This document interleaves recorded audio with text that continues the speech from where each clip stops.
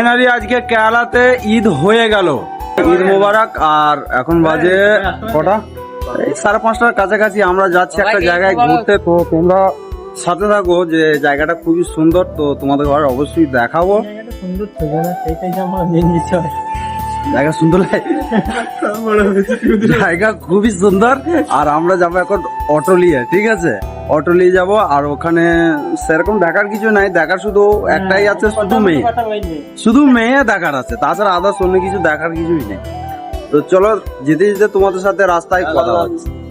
তো আমরা যাচ্ছি, এখানে দুজন আছে আর কজনা আছি। তো এখন আমাদের গাড়ি আসেনি, গাড়ি আসতে অল্প কিছু টাইম বাকি আছে, তো চলে আসবে গাড়ি। তো আমরা সবাই একসাথে যাচ্ছি।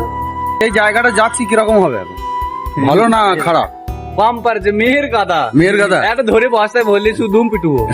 আর আমরা এখন সবাই মিলে টোটোতে চেপে পড়েছি। আর সামনের ভিউটা দেখতে দেখতে যাচ্ছি যে কত সুন্দর। আর এদিকটা হচ্ছে ফাঁকা মাঠ, এখন মাঠে ধান নেই। মাঠটাকে শেষ করে আমরা অটো থেকে নেমে পড়ি। আর অটো থেকে নেমে কিছুটা হাঁটতে হাঁটতে যাচ্ছি। আর তোমরা পেচোঘাটের সামনের ব্যাকগ্রাউন্ডটা দেখে বুঝতে পারছো যে এখানে কতটা ভিড় হতে চলেছে।